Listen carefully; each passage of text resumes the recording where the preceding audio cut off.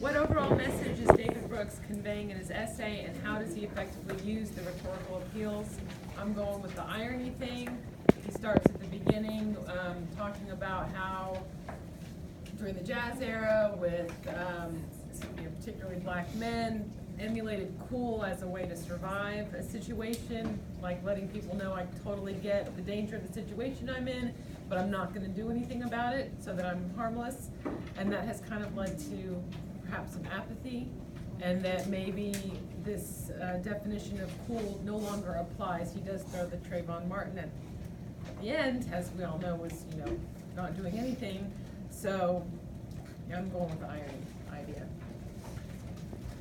I find it interesting that it's very logical, and he's really building his case before he gets to that third page, actually the second page, where he shifts and he says, I started to look around.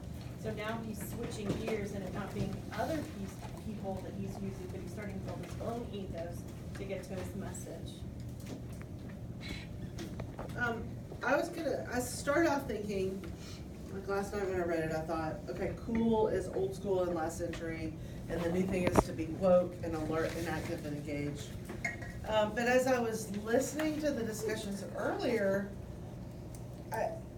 maybe what we watched earlier, I don't remember, and I kind of think it's really interesting that cool is supposed to be detached, and like that's what our kids today are. They're all detached, except for they're artificially connected with these like social media thing.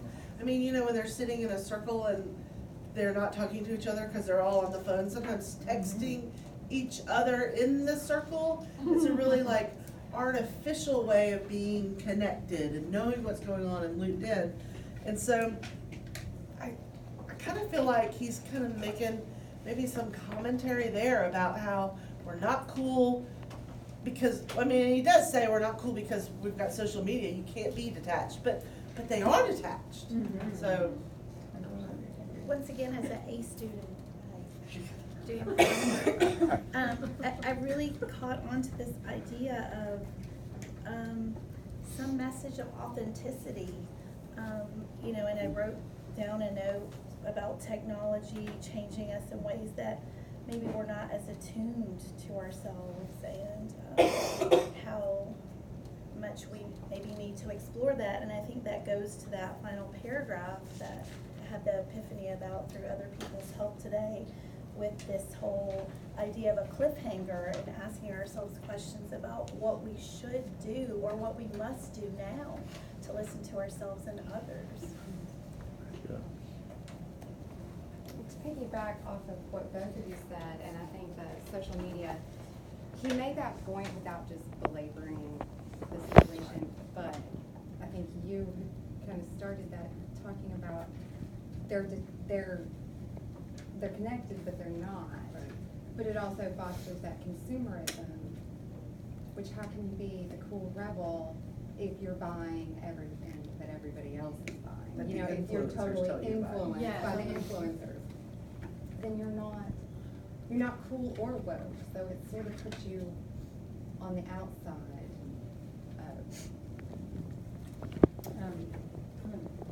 what you said earlier about that paragraph where it talks about the African American culture and withstanding the humilities of racism. You can beat me, I'm not beaten. Just reading that section made me think of the Gandhi speech that we read, letter, and just, but in this, they're saying in the coolness, you didn't really do anything about it. You just withstood it with the stoic sort of, you can attack me, but you're not going to really beat me or own me. Whereas Gandhi took it to the next component, a level, to actually take action within it, which is more of what the woke people are doing. So I felt like it was kind of a warning or a suggestion to blend the two concepts and be cool and woke at the same time. On the first page, fourth paragraph, first sentence, it says that Dinnerstein showed that cool isn't just a style, it's an embodied philosophy that is anchored in a specific generational circumstance. And so I think that what he's doing is showing that every generation sees cool differently, based on the And Emma said earlier, we are woke because we were too cool. And I think that he's just showing that there's differences and there's similarities in how we express ourselves. I didn't see this when I read it last night as a call to action of any sorts. I didn't see that his tone changed to urgent and that he wanted us to see a message from it. I didn't get any of that from this. I just thought of him as this detached figure who is making observations on this concept, because he's a middle-aged Canadian-born man writing this article, and that is the total opposite of woke and cool. And for him to write an article on this concept and be in the New York Times screams to me as somebody who's not cool and somebody who's not woke, and he's just observing both movements and the fact that it has changed over time. So that's the overall message that I got from this, is that he's observing the change that this word is making for our generation. So. All right, I think with the way he juxtaposes cool and woke in that next to last paragraph, I think there is, although here's his observations, he's also, making it a call of action. And by doing that, using that short sentence structure or the choppiness of it, does create that sense of urgency, while at the same time being cool. Like, he's detached as the observer, so to speak, making all these observations, but it's like, oh, hello, America, wake up, what's gonna happen next? What are you going to do, or what are we going to do, to do next? How's it gonna play out? Oops. So, just a couple things, something you said and something you said also, that there was the paragraph when he talks about the woke manner shares cool's rebel posture, but it's the opposite of cool in certain respects. So I do agree with you when you're saying that that woke and cool share some commonality, but maybe there needs to be some combination of the two going forward.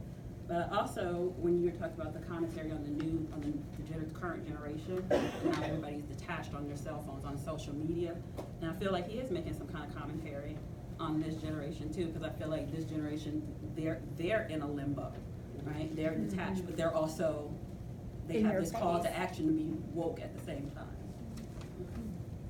time. I made a connection too between what you said about authenticity, and where he's talking about woke, but when we think about like today's generation, the young kids now, the iGen, I guess kids, everything is kind of manufactured and constructed. They have this like lifestyle that's kind of scripted for them. They only put the best picture up. They take 57,000 pictures and then pick one, and that's their Instagram picture for the day, or Snapchat, whatever. And then I read that other article about Kid Rock, and what he's saying is not that Kid Rock is necessarily cool, but that at least Kid Rock's not lying to us. He just is who he is, right? And he says that about Trump too. He's like, regardless of what you think about Kid Rock or Trump for that matter, they aren't lying to us. They are who they are authentically. And at least they're not this like manufactured politician that's this way with these people, and then is this way over here. At least it's like, it's real. Give me real any day. And that's what he's saying. And so it makes me wonder if it's that argument, like, let's not worry about cool, let's not worry about what, let's be real. Who are we gonna really be? I don't know. I was just, as you were speaking, I was looking at that last line or top of the last paragraph, culture is the collective response to the core problem of the times.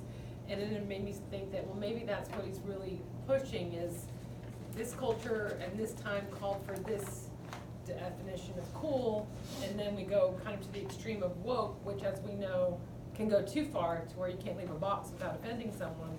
So maybe he's asking us, It's almost like a rhetorical question, like, hey, what is this culture creating now? Like with all this different stuff going on. Maybe that ultimately is what he's asking us, as an observer from Canada. Like, I don't have a dog in this fight, but I'm just curious, what are y'all gonna do? Ball, anyone?